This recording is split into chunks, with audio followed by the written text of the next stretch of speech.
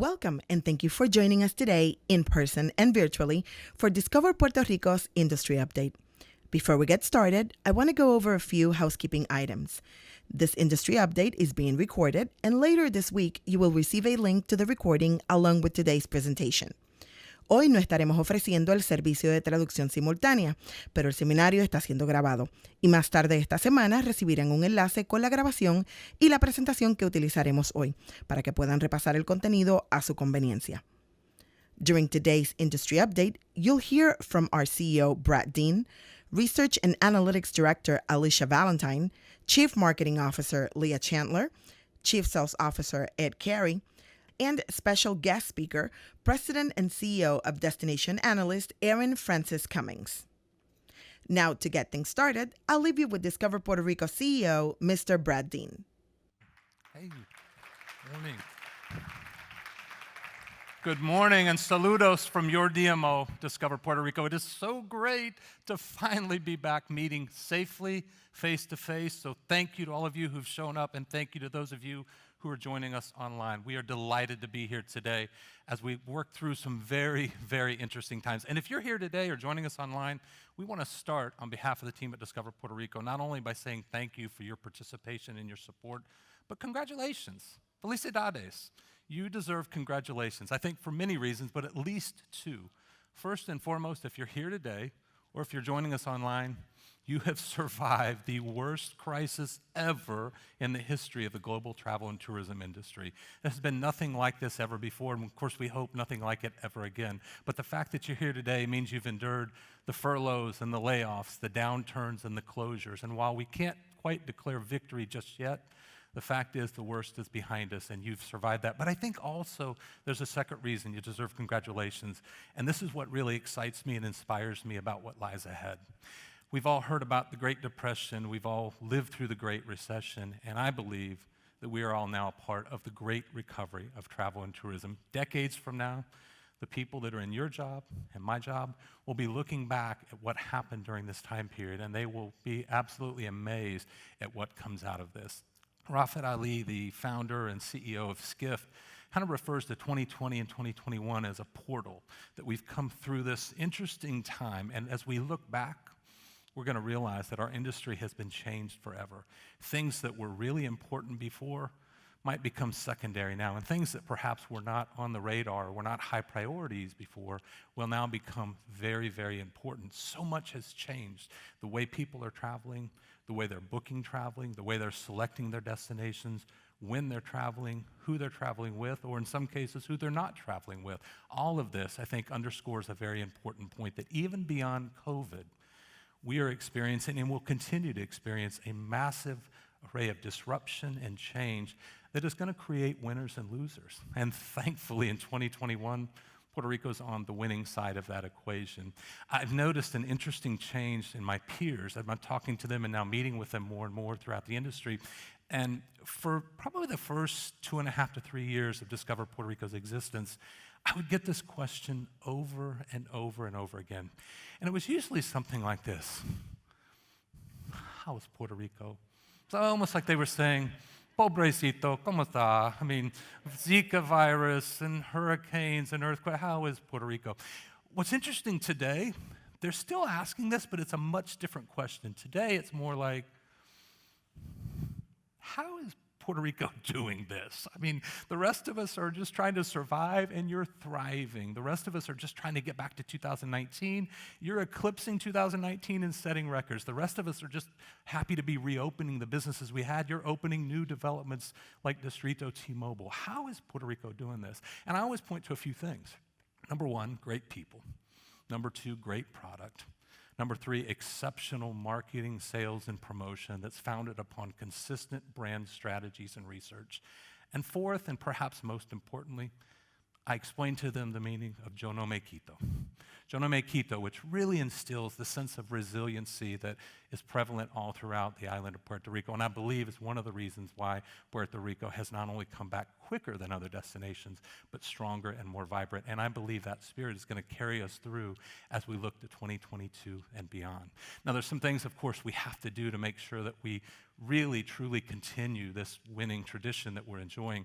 First and foremost, we have to win the war against COVID. We're winning, but we have to finally declare victory. I think if COVID were a baseball game, we're in the bottom of the 8th and we're ahead, but we've got to get to that 9th inning and win this game. And that means that we've got to continue to educate and inform everyone on the importance of vaccinations. It means we have to continue to work through some of these challenging restrictions, which I know impact the top line and the bottom line of our business partners. We've got to continue to smile through our masks, and we've got to continue to learn from our lessons, because the fact of the matter is this. Several years ago it was the SARS virus, and then it was the Zika virus, and today it's COVID. It will be something else not too far in the future. We as an industry are going to have to continue to manage this intersection between travel and public health. So all of the experiences that we've endured over the past 2 years, we need to learn from to make sure that we are well prepared to continue to manage that. Secondly, we must continue to make our decisions based upon credible, sound research and analysis. There's many, many times at the DMO, almost every day it seems like, where we have to say thanks but no thanks to ideas that sound good. At first glance, they appear good, but they aren't based on credible research, data, and analysis, and that's the only way that we can assure you that we're making a wise investment with the funds that you've collected so that we can continue to grow Puerto Rico's tourism industry. And then finally, of course, we have to make sure that we continue to elevate and build upon the great brand strategy that's worked. I find it interesting, it seems to be a bit of confusion, even with some of our stakeholders, who will point out, well, I see the Have We Met Yet campaign, and I see Sounds Like Puerto Rico. These are different campaigns, and I thought the DMO was going to be consistent. Well, in fact, the matter is, not everything we do is a campaign, but everything we do, everything you see today, is built upon the same consistent brand positioning that we started with 3.5 years ago, and we will continue to use. That's the only way that we can truly elevate Puerto Rico's status as a premier leisure and business travel destination. So when you see the work that we're doing, I hope that you see that brand strategy clearly reflected in all that we do. The plans today will underscore what we're hoping to be able to accomplish in 2022 and beyond. And of course, we're making a very bold assumption, and that is that the federal funds that have been promised will arrive. We don't quite have them yet, but our team has been working effectively for 3+ years on what we would do with a competitive level of investment. And so now you're going to see some of the strategies, some of the tactics, and some of the plans that we'll be unveiling. And this is just the beginning. We believe that this is really an opportunity for us to usher in a new golden age of tourism for Puerto Rico. And the goals are pretty clearly set. We want to make sure, first and foremost, that we continue the momentum that we've enjoyed in 2021. That means aggressively seeking every opportunity in the short term to capture market share, to expand our reach, and to make sure that we continue to persuade visitors that this is the time to visit Puerto Rico. And of course, it's going to start in fine fashion. As we've been telling the world, 2022 starts here with this amazing promotion courtesy of Dick Clark's New Year's Rockin' Eve. But that's just the beginning. And what you'll see today are some of the plans and tactics that will help us continue the momentum. But at the same time that we're very focused on the short term, trying to drive a great high season, we also, of course, have to be looking for opportunities to expand into markets of opportunities. That means segments of travels and travel experience. It also means geographic markets, places that we've never quite penetrated, but yet you and I both know that we should have a commanding presence, both domestically and globally. And of course, that's going to lead to expanded air service, which we think is going to be a critical success factor going forward. At the same time, we're accomplishing those very granular tactics and strategies. We'll also be unleashing plans that will elevate Puerto Rico's status both on the national scale and the global scale. Now, admittedly, the money that we're looking to from the federal government won't accomplish all of what we need to do on a global level, but it's certainly going to allow us to take a big step forward. And then last but certainly not least, and you'll start to see some of this today, we're now going to be able to expand our reach into segments of travelers and niche markets that perhaps were always there for us, but we just didn't have the resources to capitalize upon. Now we'll be able to finally do that. I don't know about you, but I think this is an exciting time. Challenging, yes, and while we've certainly been through a terrible, tragic experience, both on the human level and an industry level, as I look forward, I'm very excited and optimistic about what we see ahead. As I think about Puerto Rico tourism and where we were, where we're at, and where we're headed, I think back to an experience I had many years ago. I was traveling in Europe and visited an art museum. And it's not a particularly well-known museum. It's not nearly as nice as some of the art museums we have here. But when you enter this building, there's one sculpture you just cannot avoid. And no matter where you walk in this circular building, it's like the sculpture follows you around. And if you can picture this, it's of a man, and his feet are lunging forward, and his body is almost thrust into the air, and he's reaching out and stretching. His muscles are taut, his face is grimacing, his eyes are squarely focused ahead, just fiercely focused on this object, which looks like a half of a soccer ball. And what you don't know this until you get really, really close is that there's this tiny, almost imperceptible little space between his hand and the object. Now, they tell us that what the artist meant to convey is a number of things. Some say it was a man facing death and grasping for that last breath of life. Some say it's a man who was just a hungry man who was striving for that last piece of bread. Others say that it's just a man enduring the normal struggles of life, reaching for success. Whatever the point is, it's clear that he's close, but not quite to where he's trying to get to. And for me, that's really symbolic of where Puerto Rico tourism has been. You look at the heyday and the golden age of economic progress in Puerto Rico with Section 936, and yet there really were sparing investments in Puerto Rico's tourism infrastructure, aside from what the private sector made. You look at where Puerto Rico was at in the early 2010-15 era, we saw a lot of growth, both in leisure and business travel. And then the Zika virus hits. And then you come back from the Zika virus and Hurricane Maria hits. And then we have this record come back in 2019 and we're ready for 2020.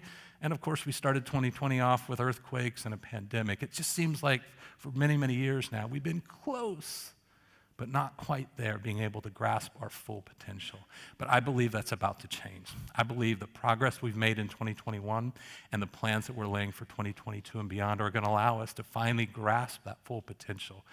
I believe, and I hope you believe, that the best days of our tourism industry lie before us and not behind us. And we couldn't be more excited and more enthused about the journey ahead as together we turn stumbling blocks into stepping stones and elevate prosperity all throughout the island of Puerto Rico using the transformative power of travel. Thank you for being with us today. It's now my pleasure to welcome to the stage our Director of Research and Analytics, Alicia Valentine.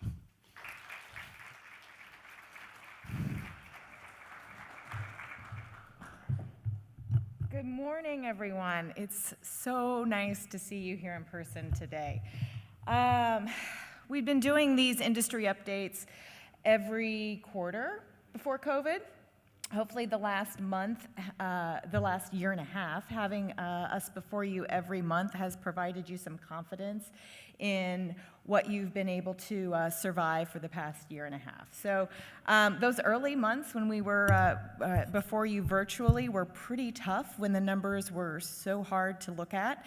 And that bleak news is hopefully behind us now, and it's been wonderful to be able to share the good news of the last 5 to 6 months. So here we are. Of course, the good news has been monumental over the course of those last 5 months. And recently, the U.S. Travel Association has implemented a travel recovery dashboard and showing the return of travel throughout the country, and Puerto Rico's position is undeniable here. So this is data from August that's showing across the U.S. travel spending was down 11%, but in Puerto Rico, travel spending was up 23% from 2019. So certainly there are some other states that are showing some gains from 2019, but that's anywhere from 1 to 9%, nowhere near the 23% that we're seeing. And the September numbers from Aerostar on passenger arrivals into SJU, we've officially surpassed 2019 for the number of arrivals.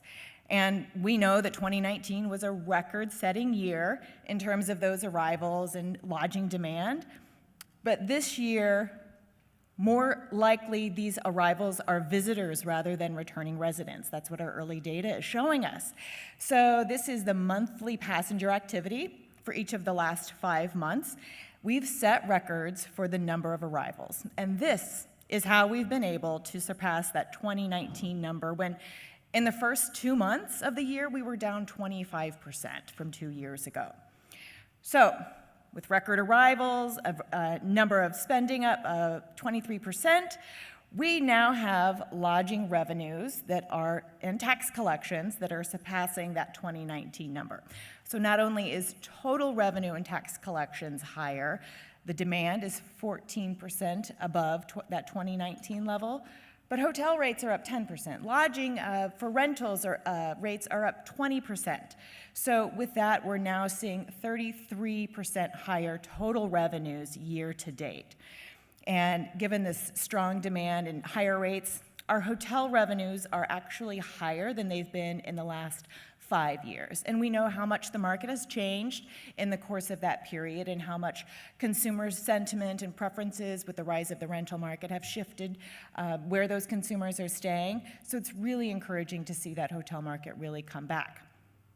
But the big news today is that with those September lodging numbers, we've actually surpassed calendar year records. So in 2019, the total revenues collected for the calendar year was $954 million. Through September, we've collected $964 million. So well on our way to over $1 billion in lodging revenues for the first time in Puerto Rico's history. Thanks for all of your hard work to get us there. It's really exciting to see. And here we have the 3 key metrics that are really getting us here. So this is the demand in terms of the number of nights sold. The ADR is the average daily rate that hotels are receiving. And RevPAR, the revenue per available room. So hopefully this pretty clearly shows that it is the rates that hotels are able to charge that is really driving those lodging revenue numbers. And that RevPAR, that key financial metric for hotels, is the highest that it's been in at least the last 7 years.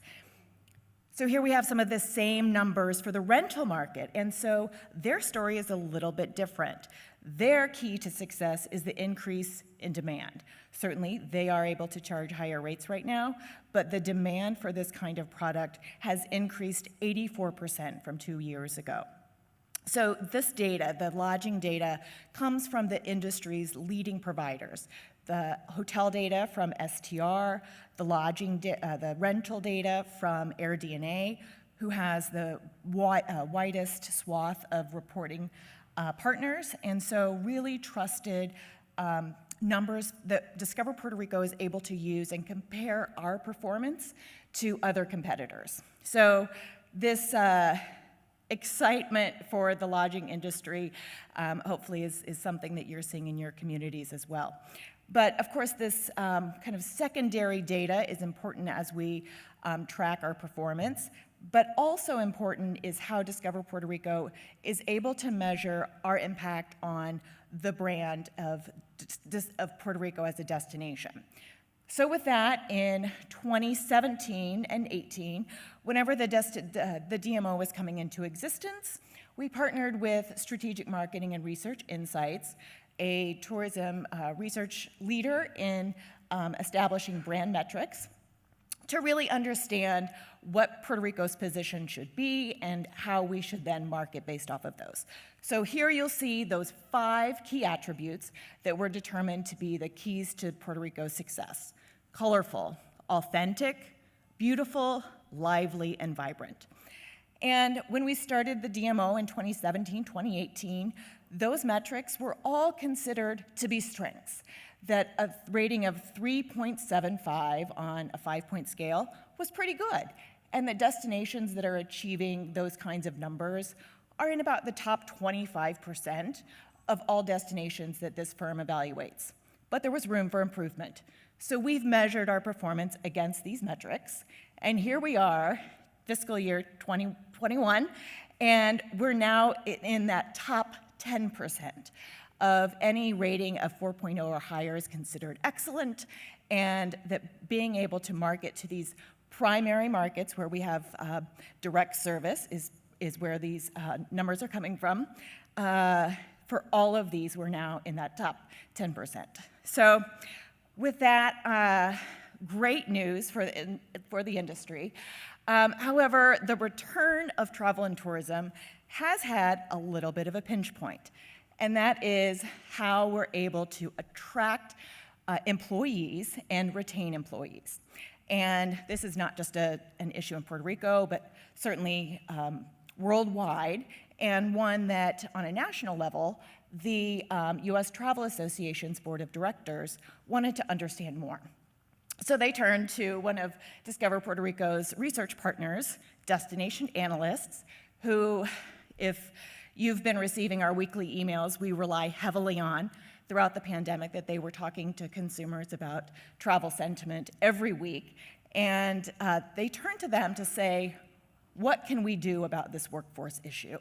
What are the perceptions of the travel and tourism industry as an employer? And what can we do to attract employees? So Destination Analysts presented that work nationally last week, but we wanted to understand this on a local level. How do Puerto Ricans view the industry? How can we make sure that we're attracting talent?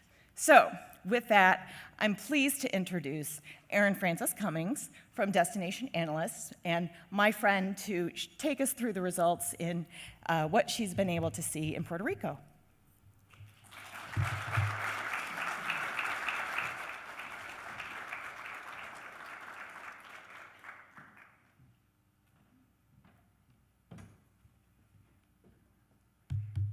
Good morning, everyone. Congratulations on the incredible tourism performance. That's just thrilling.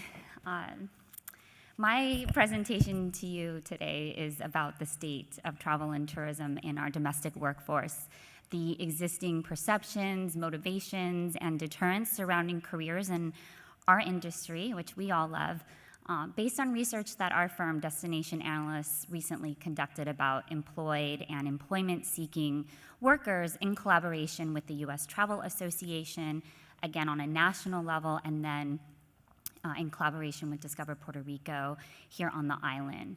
The hope with this research is that it serves as inspiration for tackling these challenges at both a local level on the island, and we need everyone's help to tackle it industry-wide. So, some contributors to what is now considered a crisis. 5 million Americans have left the workforce since the onset of the pandemic. And as someone reminded me when I presented this, we've also lost over 726,000 Americans to COVID-19. Meanwhile, 66% of CEOs plan to add people to their workforce in the next 12 months because the economy keeps on going. So making us face, as Forbes is calling, an unprecedented war for talent. But for the travel, tourism, and hospitality industries, the issues, both real and perceived, that plague careers in our industry in particular, like its technology fluency, being aligned with modern work style preferences, pay, hours, demands, that's now far more acute. But I want to start with some additional context why this is so important, and that's the perspective of our customers, so travel's consumers. From our ongoing research into American travel sentiment and behaviors, we found that 40.1% of Americans who traveled this summer say it feels like businesses in the travel industry are having trouble providing adequate service. 69.9% said they had an unsatisfactory experience on their most recent trip, and 15.3% said they experienced people behaving badly in their trip destination. 16.1% now feel less enthusiastic about traveling after this experience. I've been saying we're so used to numbers now and we might lose sight of what that means. None of us want 16.1% of our customers being less excited about what we have to sell them. So from both a short and long-term perspective, to understand these existing perceptions of employment and career opportunities in travel, tourism, and hospitality, to benchmark us really as a career brand, In July, we conducted a national survey of employed and employment-seeking Americans. We collected a total sample of 1,200 workers. Then last month, we conducted a survey of workers here in Puerto Rico to look more specifically at the workforce situation and what the travel and hospitality industry here might be facing. To date, we've collected a total sample of 372. These findings are analyzed in multiple ways by tourism, job experience, generation, management experience, but today I'm just gonna share with you the important highlights. So I'm gonna start with telling the story of what's happening on a national level, and then we'll look more deeply at Puerto Rico. So first, it has simply been a really hard period for the worker. The COVID-19 pandemic was really punishing. 3 in 10 experienced employment change since the pandemic, specifically because of COVID. Of that group, 6 in 10 of them had previously worked in the travel industry. Travel industry workers who changed jobs as a result of the pandemic disruption disproportionately switched to a different industry. So it looks like the brand of travel as a career has taken a hit. The pandemic, as we know, also prompted geographic migration that impacts hiring and employment. Nearly 4 in 10 full-time employed Americans moved or are planning to move residences. Of those that already moved, 44% of them changed their employment situation. So, where are workers' mindsets as they look at their life's professional and career goals? They want stability, work-life balance, and more money, and also increasingly flexibility. Flexibility is a common theme that you're gonna see throughout what I share with you our workers are expressing right now. So before we move on, let's take a look at what we know to better understand what flexibility means. We asked workers to describe what flexibility in a job or career means to them. It was an open-ended question, so they can write in whatever it is that they feel. And unlike other concepts that we studied, this one was described fairly universally.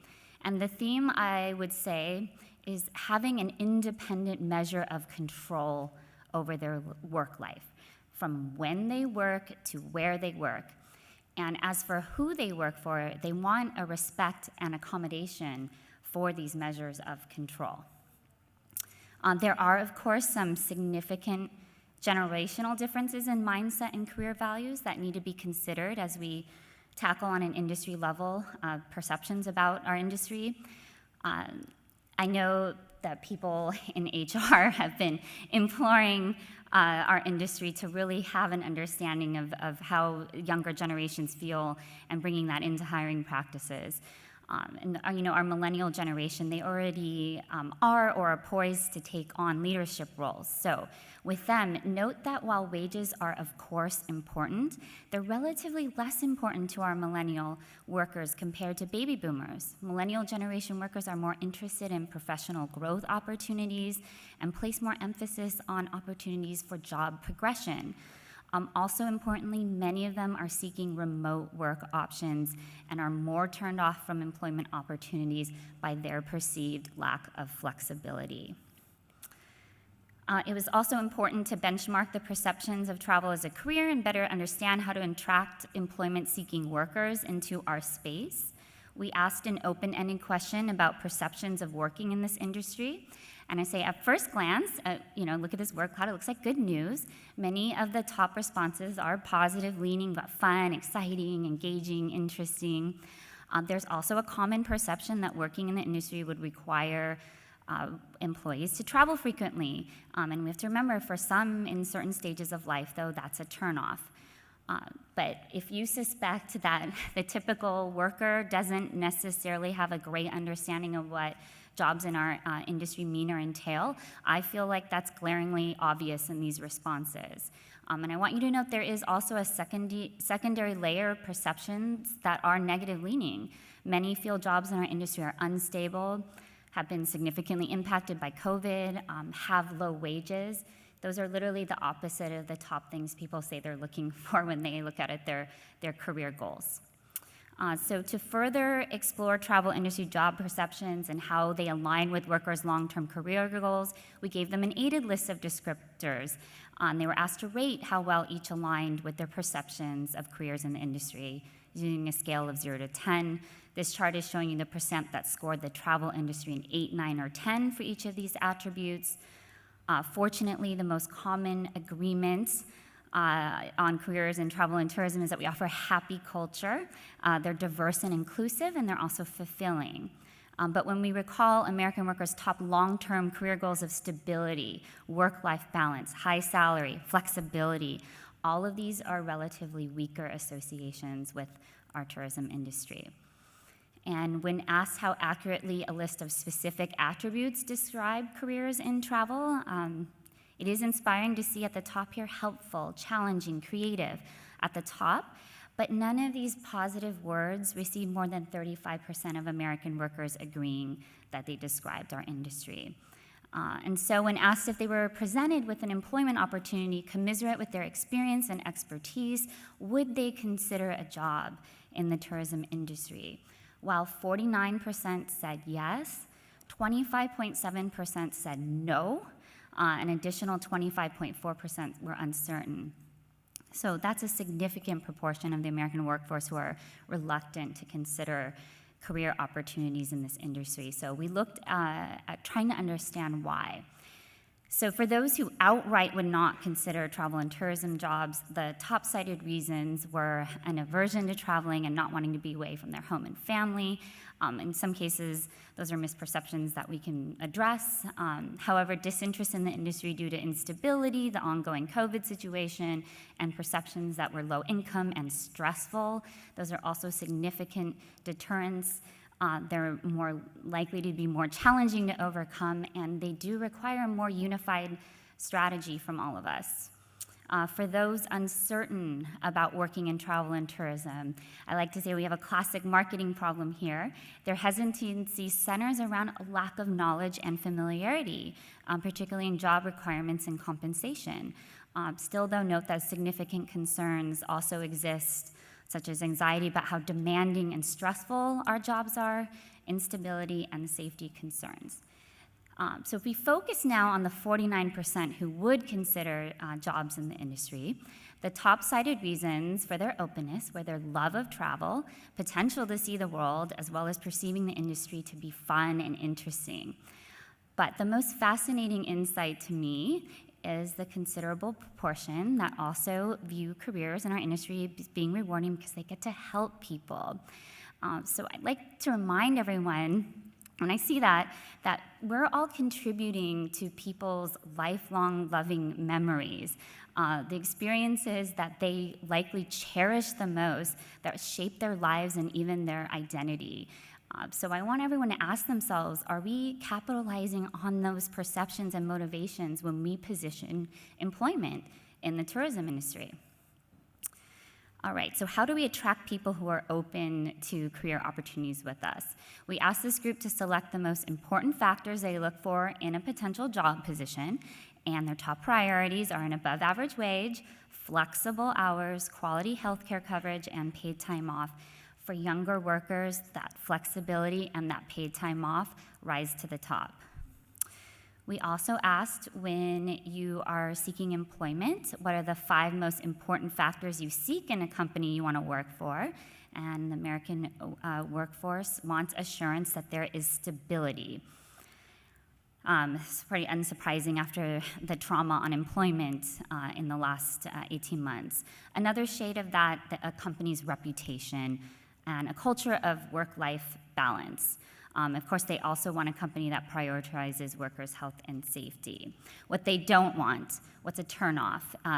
This may seem obvious on the surface, but it's really important to consider in how we position employment and how the employment experience actually plays out. They don't want a stressful work environment. They don't want to be overworked, too many hours against too high expectations, an unsafe work environment, lack of stability, lack of flexibility, and no health care.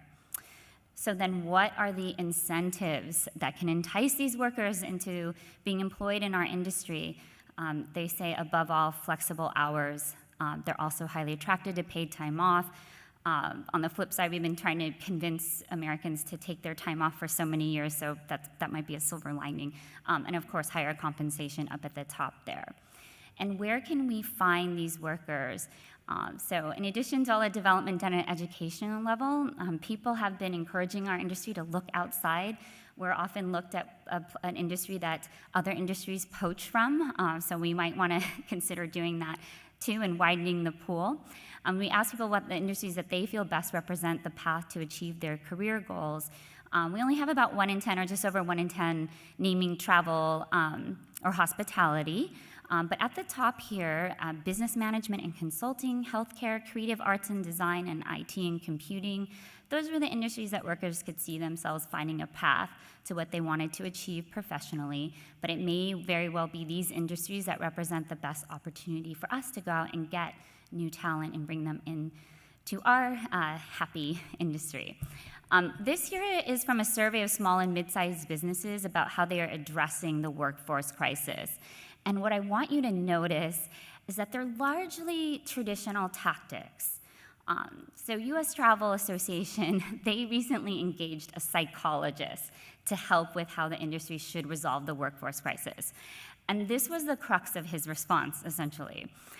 That mice will ditch a cheese tree in favor of peddling a machine that makes a video game play.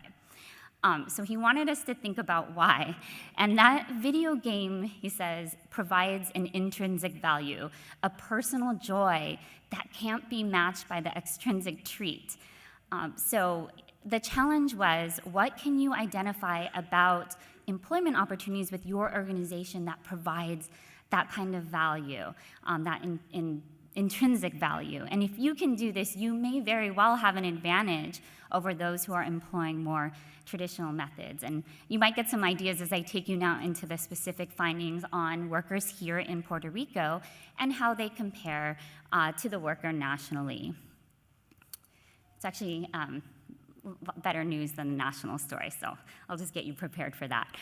Those in Puerto Rico, not this part though, those in Puerto Rico were much likelier than the average American employee to have experienced pandemic-caused employment changes, likelier to have experienced salary and wage reduction as a result of the pandemic.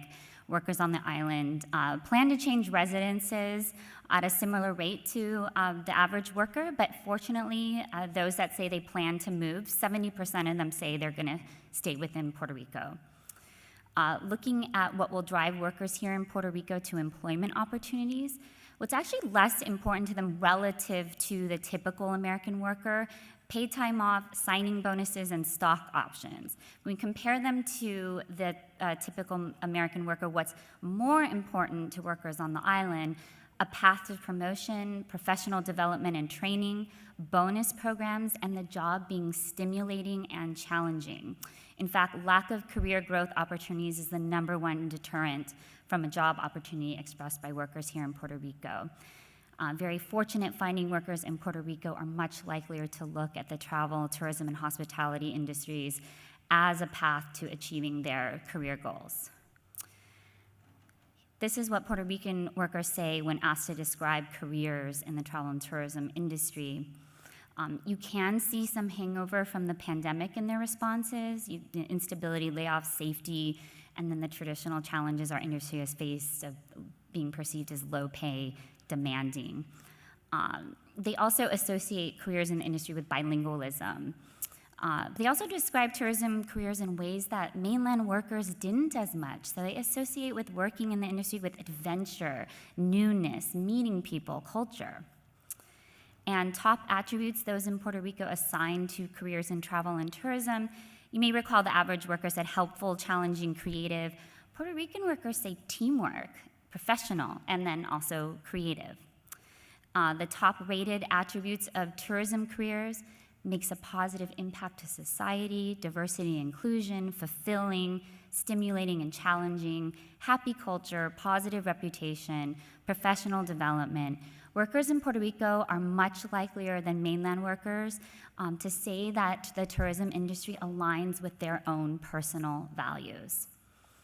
So it's a positive baseline for the tourism industry here from a workforce perspective, but there remains much to learn. So like, how does the tourism industry here compare to other industries that workers have available to them, say to pharmaceutical? So we did test that. Here, again, are the top 8 rated attributes for travel and tourism. And here are the top-rated attributes workers here in Puerto Rico said about the pharmaceutical industry. So what do you see on the right that you don't see on the left? You see benefits, attractive wages, strong growth in profits, opportunities to progress, a safe and healthy workplace. Missing over from travel and tourism. But what we have that they don't have in their top list, the diversity and inclusion, being fulfilling, a happy culture, and aligning with the personal values. So 68.6% of workers in Puerto Rico would consider jobs in travel and tourism. 22.8% told us they are uncertain if they would. Just 8.6% said no. So it's about a 70-30, much better than the 50-50 that we see nationally. So let's quickly take a look at reasons why. Those who would not consider a tourism job, you see kind of the usual suspects, but COVID concerns are higher than what we see nationally. Those that are uncertain, we've got the COVID concerns still there. You also see themes of not wanting to change or fear of change. And then like the typical American worker, not knowing enough to consider a career here in this industry. And with the strong association with bilingualism, you see language barriers arise here. And those that say yes, yes to tourism careers, they are driven by an even stronger desire to help travelers. That's my favorite finding.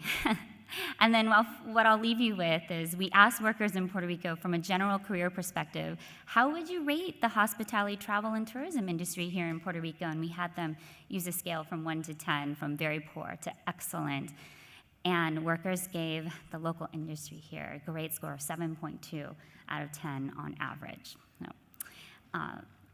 The seismic shift we've experienced have really brought in urgency to the new and old issues that our industry faces about our jobs. But if there's one thing our industry is great at, it's overcoming challenge. So I invite you to bring your big thinking and leaning into this. And thank you for having me here.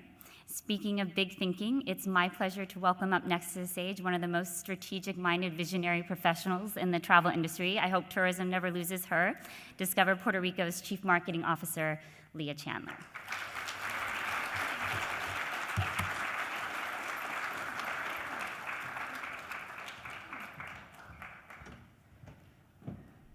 Thank you, Erin. I can't speak for mice, but I am highly motivated by snacks. I think this information is so great, and it's awesome that we're benchmarking it. I'm not sure if Erin noted this, but the survey is still open, correct? So we're still collecting data, and if you can share that with your own teams or even friends and family you have in the tourism industry, we would love to continue to get that data and make sure that we are providing some cumulative results once this is finalized in the next maybe month or so. So that's still open, and we encourage you to take that. Before I jump into just our general status updates, I want to share a really exciting piece of news that maybe you have heard about, but if not, it was just released this week. The 45th Annual Suncoast Regional Emmy Awards announced Monday the nominees for this year, and our content series, Sounds Like Puerto Rico, produced by Discover Puerto Rico, along with some help from local content creators, was nominated for 5 Emmys. So I want to give a huge congratulations. It's awesome. Thank you. I want to give a special shout out to JP, Darlene, Manuel, our multimedia team in-house. The concept was created in-house. We had a lot of help from many team members, including our content team, our digital team, who provided research on this. And it really was created to educate potential visitors about the island in a really entertaining way, which we see is a common theme in a lot of narrative content. And we really hit it out of the park. So we're just thrilled to see we were included in that Emmy nominee list, and we'll be seeing the winners announced in early December. So stay tuned for that. The most annoying slide of the presentation that you've seen me present for the last 18 months is that we're continuing to update all of our travel advisories and all of our information on our website and channels related to the latest developments around COVID. So every time a new EO is presented, we're updating that in real time so you can share that with all of your constituents and clients as well. And hopefully you've also heard some really great news presented about 2 weeks ago that Puerto Rico will be joining Dick Clark's New Year's Rockin' Eve with Ryan Seacrest, the broadcast as the new countdown location in the first ever Spanish language countdown. Again, really huge news for the island. ABC's New Year's Rockin' Eve is the highest viewed New Year's Eve program and a great way for us to introduce or keep Puerto Rico top of mind for those potential visitors. We have several members from Ketchum here today, and this has been a dream of their team since probably 3 years ago when they brought this idea to us. It didn't happen overnight, but through a lot of just babying and caring for this concept, we've been able to bring this to life in partnership with Distrito T-Mobile and the Puerto Rico Convention District Authority. So we have conducted a really robust media outreach since the announcement, and we will be over the next couple of months. We have sent mailers to our media friends. We created a unique digital evite that shared details for people to attend the press conference digitally.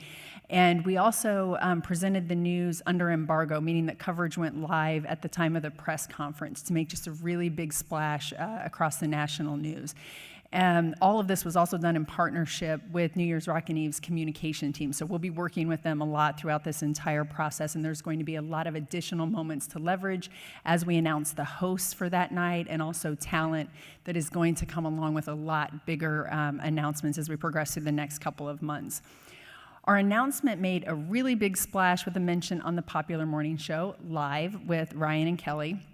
In addition to that broadcast mention, we've seen more than 550 million impressions and have already generated more than $10 million in ad value. And that's before the event even happens. That's only been in the last 2 weeks. So we're really excited about the potential for this to continue growing a lot of momentum.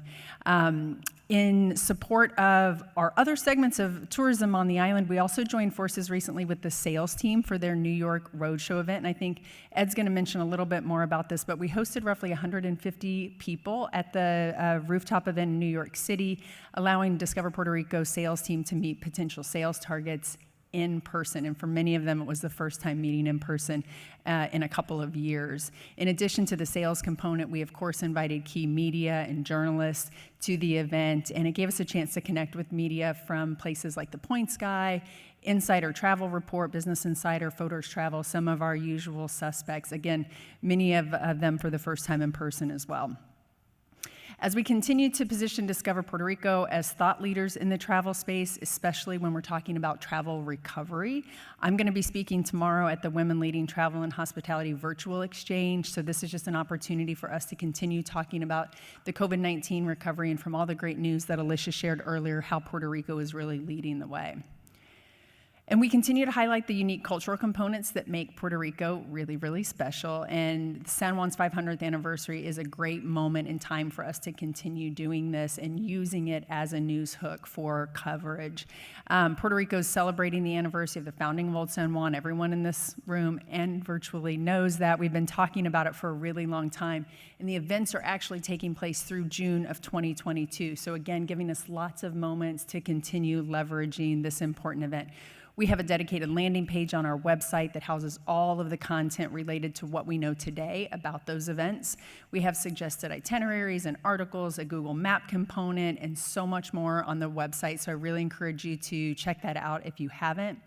And then we're also launching a concept, we're sort of calling it a wrapper campaign. And the theme is 500 Never Looked So Good, which is sort of a play on a popular phrase when people are celebrating a milestone birthday, 40 never looks so good or 50 never looks so good. So another just cool moment for us to kind of use the 500th anniversary to share a broader message. To highlight this once-in-a-generation moment of the 500th anniversary, we've already secured over 266 million impressions. That's as of October 18th from all of our proactive efforts, again, with our friends at Ketchum in publications. Again, Points Guy, Travel Pulse, a lot of our friendlies have been covering this, and we've also seen a tremendous amount of pickup from our international markets who are seeing this as a big news hook as well. We also capitalize on Hispanic Heritage Month, and the interest in Puerto Rican culture is a key driver for all of these stories. So this is a just quick look at what that wrapper campaign looks like, a few creative examples. The copy reads, 500 never looked so good. Feel the passion that runs through the streets of America's oldest and most vibrant city. At 500, San Juan is adventurous, flavorful, exuberant, and more attractive than ever.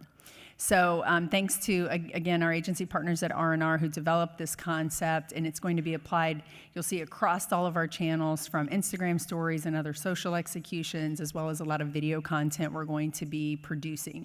And something really cool is that we have developed a toolkit for all of our industry partners. So we sent this in an email blast Monday. If you didn't receive that, let us know, and we can push that back out to you. But this is an opportunity for you to align with these efforts around the 500th anniversary and utilize these creative assets in some of your own marketing. We recently hosted some writers around architecture, and we shared with them the beauty of Old San Juan, specifically Ponce and San German. We had a trip for the fam that was filled with a lot of diverse architecture. Graciela, I know you love this. We've been talking a lot about how to highlight architecture, and again, the 500th anniversary gives us a beautiful moment for that.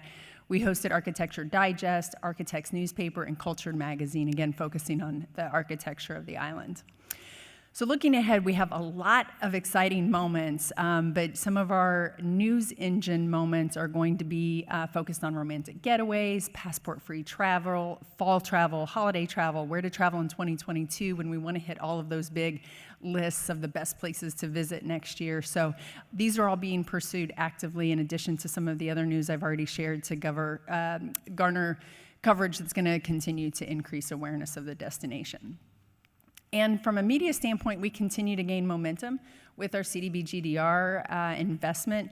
This media campaign has the heaviest part of the investment this fall to generate demand for the upcoming high season, and this investment will carry us through January of 2022.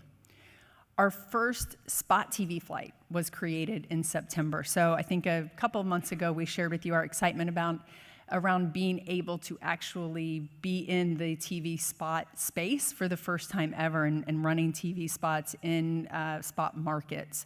We completed that in September in 4 markets, New York City, Baltimore, DC, and Chicago, and then we're ramping up for our second spot TV flight starting in November with 2 new markets. We'll be in Houston and Atlanta.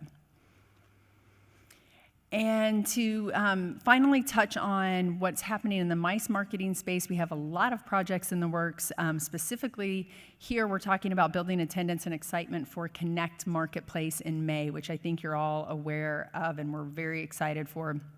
Digital ads have been created. We're also planning a photo shoot in December where meeting planners who have never been to the island will be visiting and will be capturing and documenting their time here.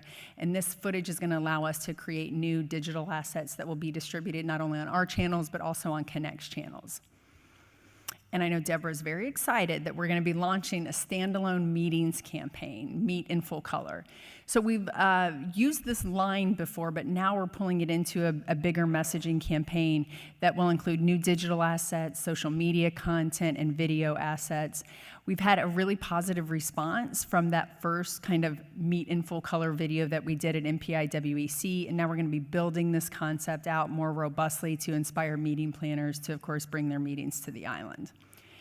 And we're in the midst of development around a sports marketing plan. This is being layered over the sports sales team's sales strategy. And with this plan, we're developing new assets as well of our sports product to really create content that's going to build out our profile, and then it'll be used on a new sourcing platform called Play Easy. And we're finalizing our plans for the biggest show of the year. And again, Ed will touch on this briefly, but from a marketing standpoint, we've expanded our space at IMEX this year. We'll be serving lattes at our Hacienda Puerto Rico booth. And then we'll host a press conference that Brad will lead on Tuesday to share the latest with all the MICE journalists. And our sales team is, of course, planning a client event there too.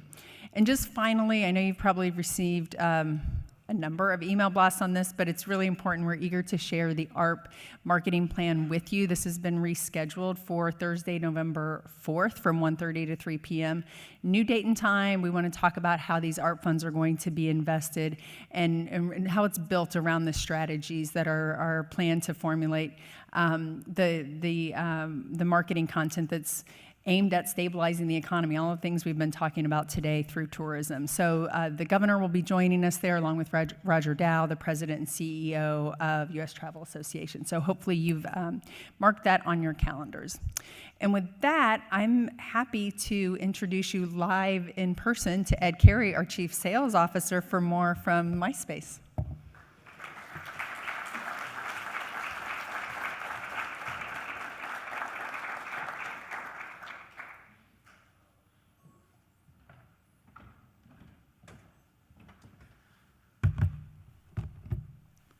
Well, thank you and good morning, everyone.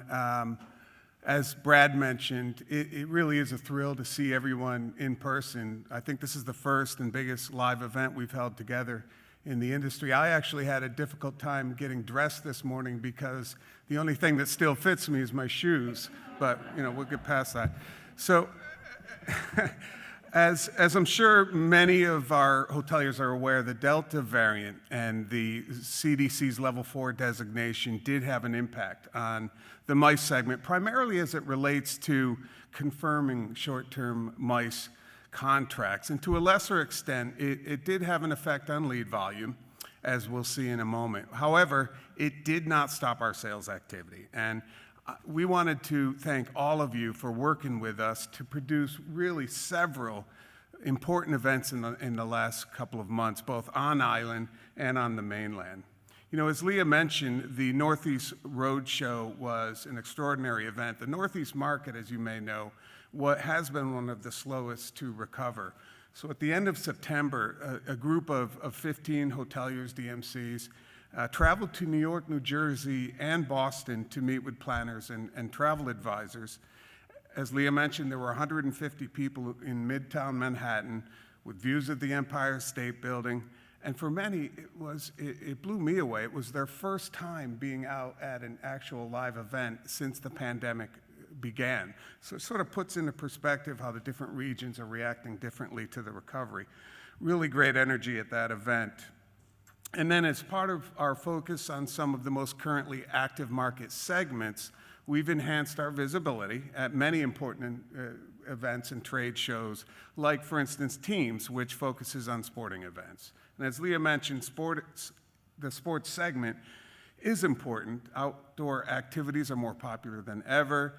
And as we continue to see our traditional venues improve, we can also push outside activities like marathons and bike races and triathlons and other outdoor events.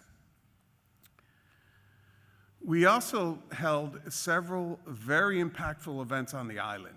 In addition to the U.S. Travel Board meeting site that you see here, the Teneo Hospitality Group, the Caribbean Volleyball Association, and others, we've hosted over 60 meeting planners since the beginning of July, and we should all be very proud of the incredible teamwork that went into the Meeting Planners International World Educational Conference site inspection, which just concluded last night.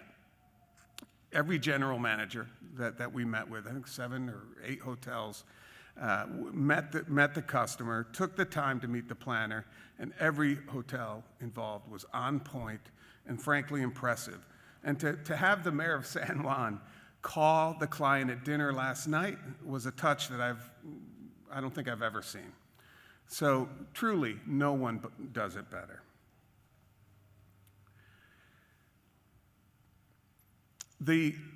Before I talk about the latest numbers for Puerto Rico, I wanted to share a few results from a recent update provided by our CRM provider, SimpleView, as well as highlights from the latest North Star Meeting Pulse survey. The simple view data comes from nearly 250 DMOs across the country. And it essentially states that between July and August, the US saw a significant drop in the number of room nights. And this reduces the expectations, of course, for the end of this year and the beginning of 2022. Now, we're fortunate that in Puerto Rico, our lead volume has been good, and we're not witnessing this trend as dramatically as the mainland, as Alicia has already pointed out.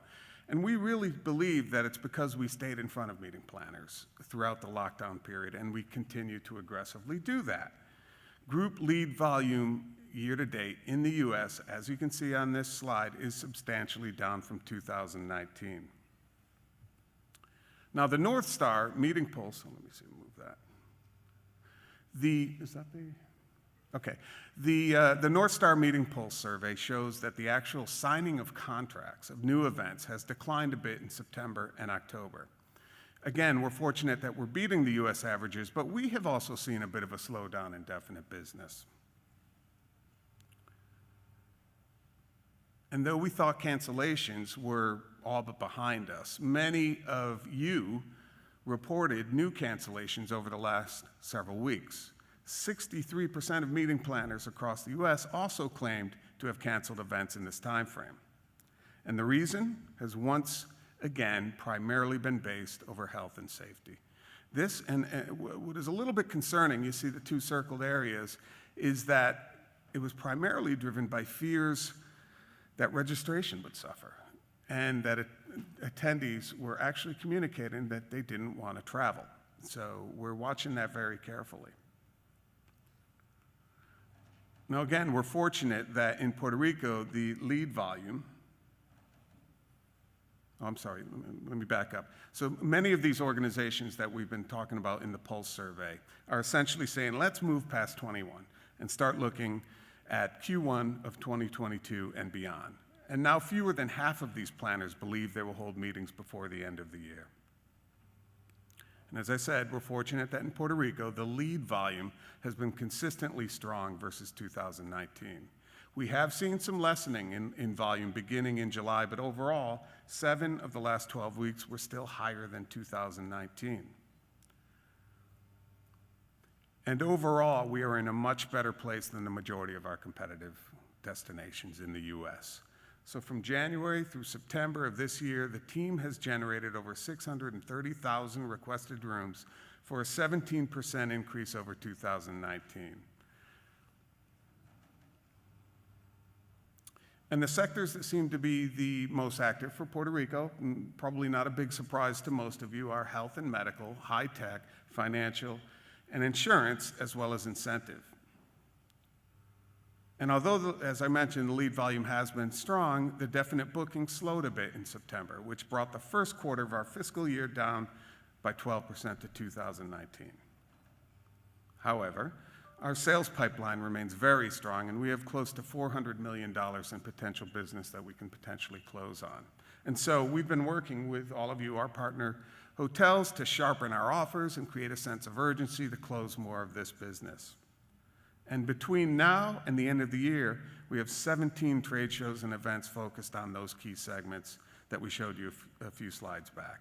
We're focused on the pharma, the medical, the financial, the insurance, and of course, as Leah mentioned, we're going to have a big presence in IMEX, which is coming up in early November. Now, on the leisure sales side, we're continuing to stay very focused on the booking trends of the key partners that we are actively engaging through ongoing co-op.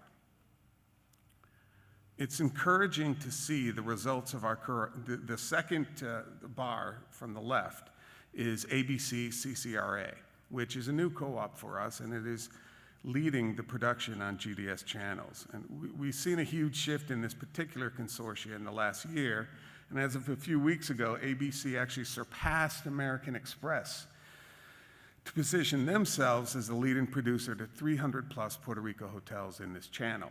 And we can also see activity by agents in GDS channels has strengthened considerably. Now, in the luxury sales, or the highly rated luxury sector, the revenue figures reflected in this report are for preferred and non-preferred properties. So this includes more than 35 Puerto Rico hotels sold through sources such as DMCs, bed banks, wholesalers, as well as direct hotel bookings. The fourth quarter of 2021 has just started, as we know, and we expect as the holiday season builds, it will add a healthy boost to existing totals for the quarter, and will also deliver advanced bookings for the first quarter of 2022. Now, a few examples of co-ops that are benefiting us greatly. Costco, this is an example of, we believe, a wise investment of co-op funds. For a relatively small investment, we're getting one of the largest membership-based travel enterprises in the world to deliver month over month since February of this year, and overall, the growth average is 47% over the same time in 2019. Another example, AAA. Thank you. Since we began our co-op with AAA, several new hotels on the island have applied, and previous AAA-rated properties have also reapplied to get the AAA rating. Inspections will restart in 2022, and AAA is considering temporary reinstatements of previously rated properties. So that should increase the number of AAA hotels that will benefit from these efforts.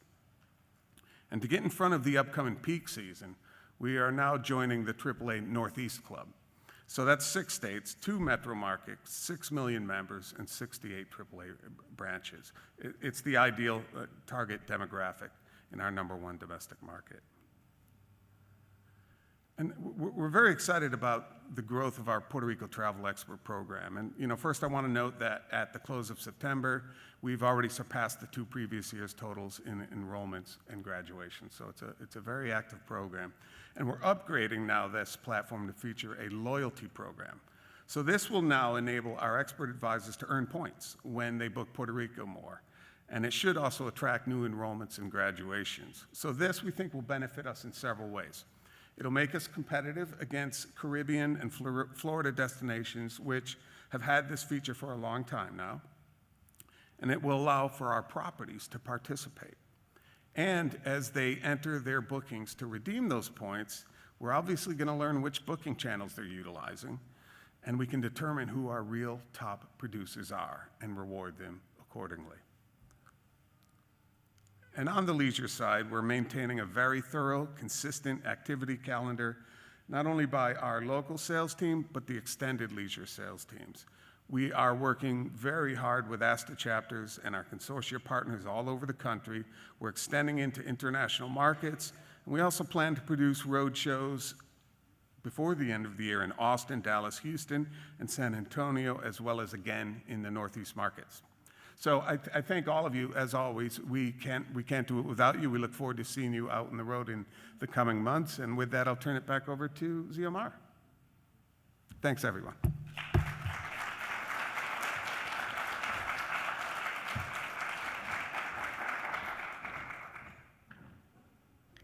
Thanks to our executive leadership team and our special guest for such great information and insight. And thank you all for joining us in person and virtually. If you have questions about the information discussed today, please feel free to send a message to the email you see on the screen. Our team will be happy to assist you. Thank you for joining us today, and we look forward to seeing you again on the next industry update. Details and registration link will be sent to your inbox soon. Gracias.